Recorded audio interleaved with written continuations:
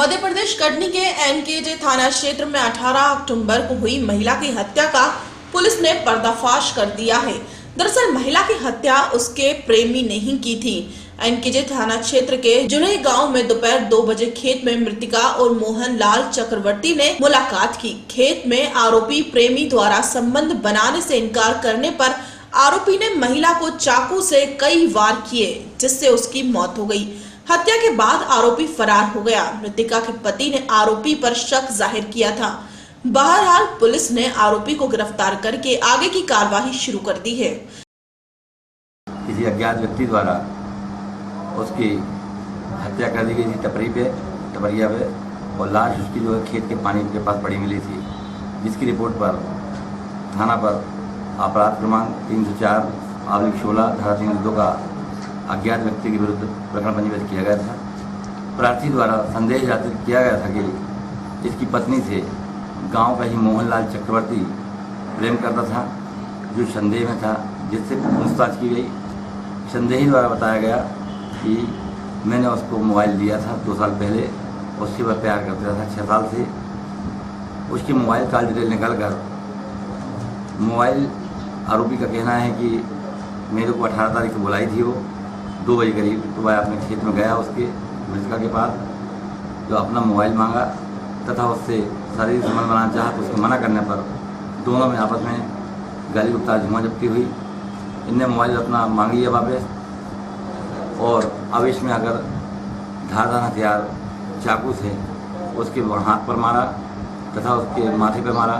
दोनों ने झूमाझटकी कर दोनों जमीन पर गिर गए। गिरने से आरोपी ने साड़ी के पल्लू से उसका गले में फंदा बनाकर हाथ से उसका गला दबा दिया। ख़त्म हो जाने के बाद चाकू को इन्हें वहाँ से 3-4 खेत आगे जाकर मेड़ पे झाड़ियों में छिपा लिया था, जो आज चाकू बरामद करा दिया है, तथा मोबाइल अपने घर में छिपाया था एवं कपड़े घर से बरामद करके मोबाइल बरामद करा दिया है। आरोपी गिरफ्तार कर लिया गया है, कल पुलिस रिमांड पर भेजा। मध्य प्रदेश कटनी से यश खरे की रिपोर्ट। दिल्ली पुलिस की गिरफ्त में आई एक ऐसी महिला मोबाइल चोर जो अपने पति से बदला लेने के लिए देती थी वारदातों को अंजाम। उसके निशाने पर होते थे लड़कियों के मोबाइल फोन। डीयू से ग्रेजुएट इस हसीना के निशाने पर डीयू की लड़कियां ही होती थी। वो रात के अंधेरे में आती थी और मोबाइल लेकर रफू चक्कर हो जाती थी।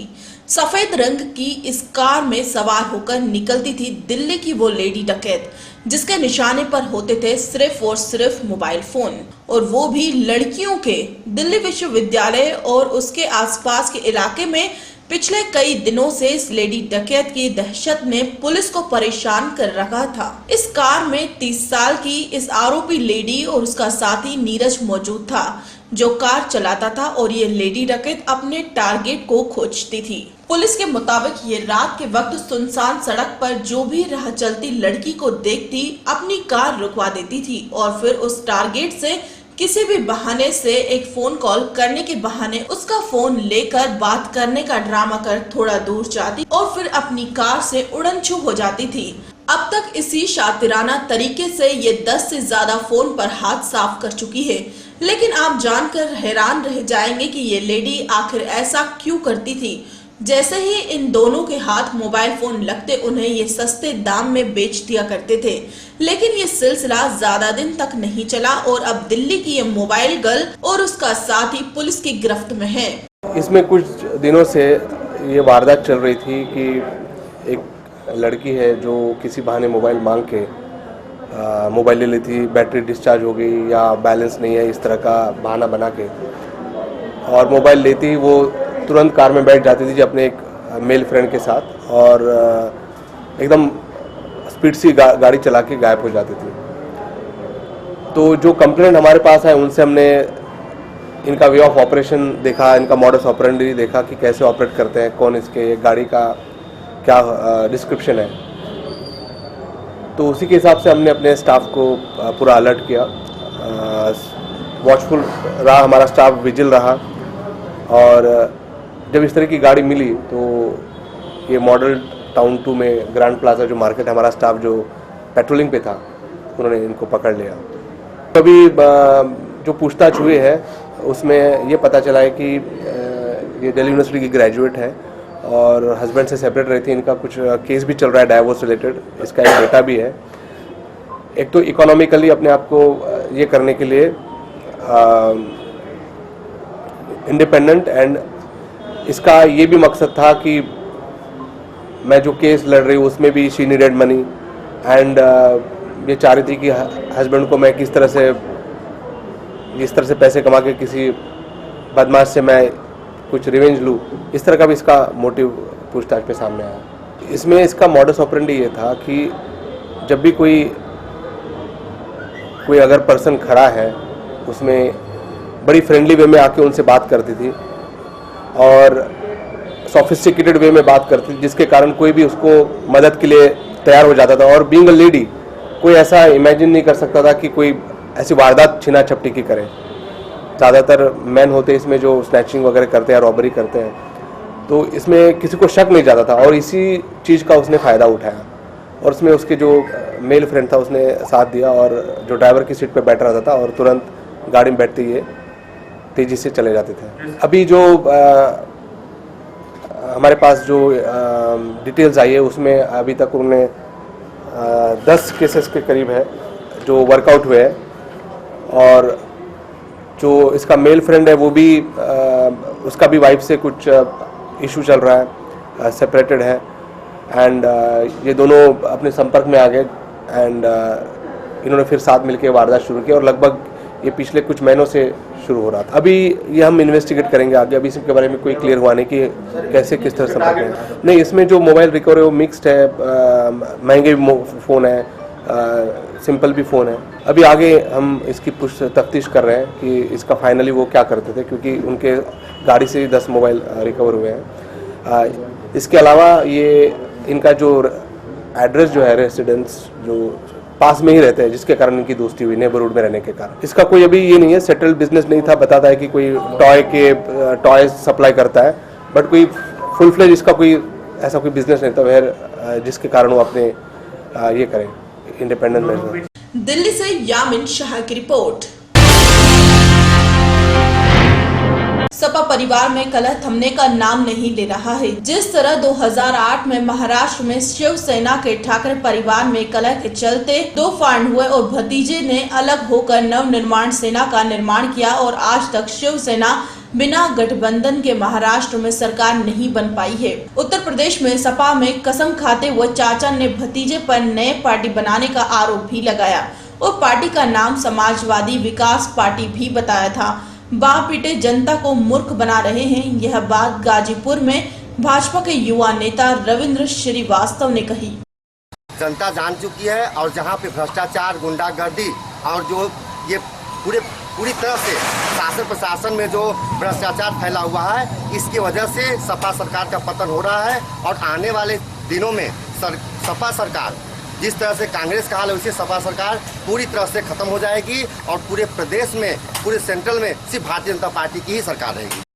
सपा जो है अब एक नया चाल चल रही है, बाप बेटे और चाचा भतीजा जनता को मूर्ख बनाना चाह रही हैं, लेकिन जनता मूर्ख नहीं है, जनता समझदार हो चुकी है और 2017 के चुनाव में इसका जवाब जनता दे। उत्तर प्रदेश गाजीपुर से मेहताब आलम की रिपोर्ट। मोदी सरकार के स्वच्छता अभियान को सफल बनाने के लिए इस साल दिवाली में गाजीपुर के जिला अधिकारी सदर के सभी दुकानदारों को अपनी दुकान की साफ सफाई करने के बाद दरवाजे और शटर पर लाइट कलर का प्रयोग करने का एक स्कीम निकाला है। जिस दुकानदार का दुकान सफाई में अव्वल होगा वह दुकानदार पुरस्कार का हकदार होगा। नगर की स्वच्छता और सफाई में जनपद वासियों का पूरा सहभागिता होनी चाहिए। इसी के लिए हम लोगों ने शुरुआत किया है कि जो भी नगर के शॉपकीपर्स है, दुकानदार है, वे अपने दुकान का अच्छे से मरम्मत करके और उसका अच्छे कलर से उसका पोताई करें और जिसका दुकान अच्छा साफ़ सुथरा बेहतर होगा, सबसे अच्छी साज सजा होगी, उसको हम लोग अवार्ड देंगे। हमने न्यूज़ में पढ़ा था, न्यूज़ में आया था एक हफ्ता पहले, डीएम साहब ने गाजीपुर का बोला था कि स्वच्छ अभियान, स्वच्छता के ऊपर कि आप अपना दुकानें चमकाएँ। इस हिसाब से मैंने उनके इस खबर को पढ़ा और मैंने सोचा अब तो ना अपने दुकान को इस बार चमकाऊँ, शायद मैं भी अव्वल ला सकूँ इसमें, तो मैंने चमकाया है और मैं चाहता हूँ कि ये स्कीम हर साल रहे ताकि सारे व्यापारी अपना दुकान चमकाएं और हमारा नगर स्वच्छ। उत्तर प्रदेश गाजीपुर से मेहताब आलम की रिपोर्ट।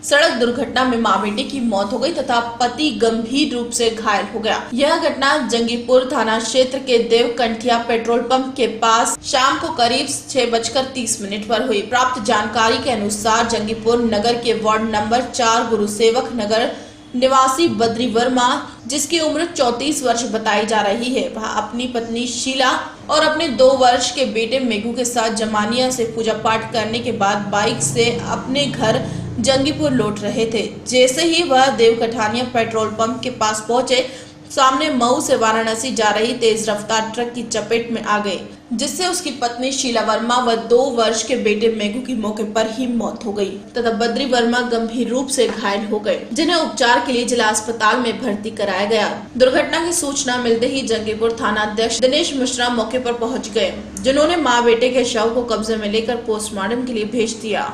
मतलब वहाँ के रोड क्या खराब है या मतलब? रोड भी खराब थे और जाम भी था। हमें करीब लगभग 5 बजे के करीब 5 साढ़े 5 बजे हमारे साथ हुआ कि हमारे थे पीछे से ट्रक वाले मार दिया धक्का, तो गाड़ी चले गए खंता में। हमारा बीबी उधर चल गए ट्रक के मान लीजिए बीचों बीच, हम बिगा गए दूसरे ओर। वो खाली था, हम जा रहे थे आगे गड्ढे थे, ट्रक भी चलाने लगा। ट्रक वाला कूद के फरार हो गया, तो लड़का को उठा कर हम एक जगह छोटा बच्चा को रखे, एक लड़का को अपना ये कोई रखे खड़ा किए, फिर फोन लगाने लगा तो ऐसा जगह है कि फोन ही नहीं लग रहा था। उत्तर प्रदेश गाजीपुर से रविंद्रनाथ सिंह की रिपोर्ट। गाजीपुर में एक डॉक्टर की उस समय गोली मारकर हत्या कर दी गई जब वह अपनी क्लिनिक बंद करके घर जा रहा था। ये घटना कल देर शाम की है, जब वह घर के पास रेलवे लाइन पार कर रहा था कि पीछे से आए बदमाशों ने डॉक्टर के ऊपर तमंचा तान दिया और डॉक्टरों ने अपने बचाव में बदमाश का हाथ पकड़ लिया, जिसके चलते गोली सीने में जा लगी और डॉक्टर की तत्काल मौके पर ही मौत हो गई। इससे कयास लगाए जा रहे हैं कि गोली मारने वाला कोई करीबी था। प्राप्त जानकारी के अनुसार आजमगढ़ जनपद के तरवा थाना क्षेत्र के भोपालपुर गांव निवासी सुनील चौहान, जिसकी उम्र करीब 30 वर्ष बताई जा रही है, जिसकी दुल्लभपुर थाना क्षेत्र के सिकड़ी गांव में मेडिकल स्टोर की दुकान है और ये दुल्लभपुर बाजार स्थित न्यू भारत मेडिकल स्टोर संचालक अक्षय लाल चौहान के यहाँ रहते थे। वहीं सूचना पाकर स्थानीय पुलिस मौके पर पहुंच गई और शव को अपने कब्जे में ले लिया। घटना के संदर्भ में पुलिस अधीक्षक रवि शंकर छवि ने बताया कि अज्ञात आरोपियों ने डॉक्टर की गोली मारकर हत्या कर दी है। पुलिस मामले की छानबीन कर शीघ्र ही आरोपियों को पकड़ लेगी। ये जो है कल शाम की घटना है। ये सुनील चौहान नाम है, ये छोटी सी क्लिनिक चलाते हैं और ये अब क्लिनिक से दुल्लापुर की तरफ आ रहे थे तो रेलवे क्रॉसिंग के पास किसी अज्ञात बदमाशों द्वारा जो है गोली मार दी गई। बाद में जो है देखा गया तो जो है शरीर पर जो है एक गोली लगी थी और मुकदमा पंजीकृत कर लिया गया है, पोस्टमार्टम के लिए भिजवा दिया गया है और इसमें विवेचना जारी है। जल्द ही इसका नामकरण कर लिया। अभी उसका पता लगाया जा रहा है। इसमें इनकी बहन की जो है एक शादी हुई थी बहरियाबाद थाने में और उसकी मृत्यु हो गई थी 2015 में। तो इनके बहनों से इनका विवाद चल रहा है, मुकदमा चल रहा है, तो उस एंगल पर भी देखा जा रहा है और भी एंगल देखे जा रहे हैं। उत्तर प्रदेश गाजीपुर से मेहताब आलम की रिपोर्ट। 2017 के चुनावी सरगर्मी बढ़ी है। यूपी के जुमलाओं के बाद अब शिलान्यास का पकड़ा जोर। उत्तर प्रदेश सरकार हो या केंद्र सरकार, पूरा का पूरा फोकस अब शिलान्यास पर टिक गया है। जी हां, यही नजारा बलिया के फेफना विधानसभा में देखने को मिला, जहां रेल राज्य मंत्री मनोज सिन्हा ने फेफना, इंदिरा एवं मऊ शाहगंज के रेल खंडों को दोहरीकरण एवं विद्युतीकरण का शिलान्यास भी किया। लेकिन इसे चुनावी सरगर्मी कही जाए तो कोई अतिशयोक्ति नहीं होगी। घोसी लोकसभा सांसद हरिनारायण राजभर ने कहा कि प्रदेश का नेतृत्व मनोज सिन्हा करेंगे, इनसे अच्छा नेता कोई नहीं है। हम पूर्वांचल वासियों को, चाहे सांसद हो, विधायक हो, अभी से आवाज उठना चाहिए कि इस बार पूर्वांचल का नेता जो विकास पुरुष है, सदियों से हर क्षेत्र में विकास में, नेतृत्व में, चाहे जो भी सरकार थी, पूर्वांचल का उपेक्षा हुआ है। अब हम बर्दाश्त नहीं करेंगे। हमको पूर्वांचल का नेता चाहिए, वो भी मनोज सिन्हा जी के रूप में। यह प्रदेश का मेरा नेता, प्रदेश का मनोज सिन्हा जी होंगे। इसके अलावे अब हम बेईमानी नहीं बर्दाश्त कर सकते। अब हम उत्तर प्रदेश के पूर्वांचल की उपेक्षा नहीं बर्दाश्त कर सकते। ये मेरी आवाज होनी चाहिए। बलिया जनपद का यह फेफना विधानसभा का जूनियर हाई स्कूल है। रेल राज्य मंत्री मनोज सिन्हा रेल खंडों का दोहरीकरण एवं विद्युतीकरण एवं शिलान्यास कर जनसभा भी की। आप देख सकते हैं जनसभा का आयोजन किस रूप में है। दरअसल ये भाजपा विधायक उपेंद्र तिवारी द्वारा आयोजित कार्यक्रम है और यहाँ पूरा चुनावी समीकरण ही झलक रहा है। यही नहीं, आपको बता दें कि यहाँ विधानसभा शुरू से ही विवादित रहा है। वर्तमान की बात करें तो भाजपा विधायक उपेंद्र तिवारी और गत चुनाव में पराजित सपा के कदावर नेता अंबिका चौधरी हैं, जो सूबे सरकार के विधान परिषद सदस्य भी हैं। लेकिन दो दिग्गजों के बीच यहाँ की जनता विकास की भूखी है और विकास के नाम पर शिलान्यास ही नजर आता है। वजह की गत रविवार को ही सपा के कदावर नेता अंबिका चौधरी ने कार्यक्रम का आयोजन कर सपा के शिवपाल यादव को बुलाकर शिलान्यास भी कराया। अब आप समझ सकते हैं कि फेफना विधानसभा की जनता का क्या हाल होगा, जबकि विकास से कोसों दूर है तथा यही दशा रही तो विकास के लिए सपना स्वरूप ही होगा। हालांकि राज्य मंत्री की माने तो अब विकास दिख रहा है।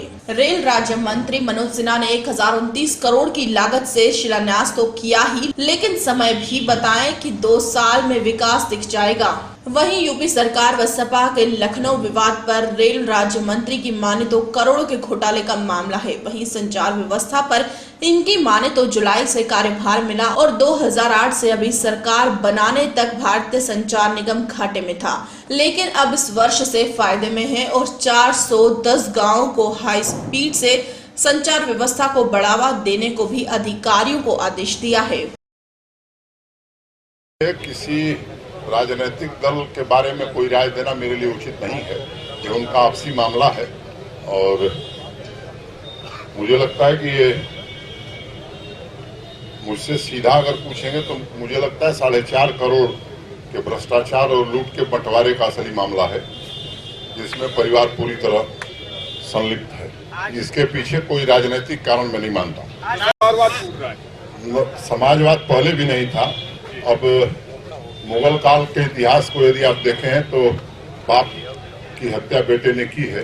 मैं समझता हूँ उस समय दूसरी चीज थी, अब राजनीतिक रूप से चीजें दूसरे दिशा में जा रही हैं। तो क्या होगा ये वो लोग जाने, हमको उस पर कोई राय देने की जरूरत नहीं है। यहाँ तक मुख्यमंत्री के चेहरे का सवाल है, समय समय पर संसदीय बोर्ड रणनीति के हिसाब से तय करता है। कहीं आवश्यकता हुई तो हमने घोषित किया, दिल्ली में और आसाम में। दिल्ली हार गए, आसाम जीत गए। बिना घोषित किए ही महाराष्ट्र में, झारखंड में और हरियाणा में हमने सरकार बनाई। तो इसका फैसला राष्ट्रीय अध्यक्ष संसदीय बोर्ड करेगा और हम लोग मंत्र एक ही जानते हैं कि निज नेता पर विश्वास अटल। तो मुझे लगता है कि वो समय से सही फैसला होगा और इसका जवाब देश को मिलेगा। धन्यवाद। उत्तर प्रदेश बलिया से संजीव कुमार की रिपोर्ट। एक बार फिर जिला अस्पताल में डॉक्टरों की लापरवाही से मानवता शर्मसार हो गई और इस बार सरकारी अस्पताल ने डॉक्टरों ने मरीज को देखना तक गवारा नहीं समझा, जिसके कारण एक पिता ने ट्रॉली पर लेटाकर अपनी बेटी का इलाज कराने के लिए निकल पड़ा। जी हां, ये पूरा मामला मऊ जिले के जिला अस्पताल का है, जहां एक सुरेंद्र नामक व्यक्ति जिले के नौसोपुरा गांव का रहने वाला है। अचानक इसकी बेटी की तबीयत खराब हो जाने के कारण आनन फानन में जिला अस्पताल में इलाज कराने के लिए पहुंचा, लेकिन अस्पताल के डॉक्टरों ने पिता की सुध तक नहीं ली, जिससे निराश होकर ये पिता गरीबी और लाचारी के चलते अपनी बेटी को ट्रॉली पर लेटाकर किसी दूसरे अस्पताल में इलाज कराने के लिए निकल पड़ा। आप खुद देखिए किस तरह से ये पिता अपनी बेटी की जान बचाने के लिए ट्रॉली चला रहा है। इस घटना ने हर किसी को शर्मसार कर दिया। इस पूरे मामले में जब हमने सीएमओ से बात की तो उन्हें शर्म आई और इस घटना को अमानवीय बताया और कहा कि इस मामले में जांच कर कार्रवाई की जाएगी। पीड़ित व्यक्ति की माने तो उसकी बेटी को टाइफाइड है, जिसके चलते हालत गंभीर है। ऐसे में इलाज कराने के लिए जिला अस्पताल लेकर आए हैं, लेकिन यहाँ पर कोई डॉक्टर ने उसकी सुध नहीं ली और किसी तरह की व्यवस्था नहीं की। गरीब के चलते पैसे नहीं है और एम्बुलेंस नहीं करा पाए हैं, इसलिए ट्रॉली पर ही अपनी बेटी का इलाज कराने के लिए निकल गया हूँ। किसी दूसरे अस्पताल में जाकर इलाज करवाएंगे।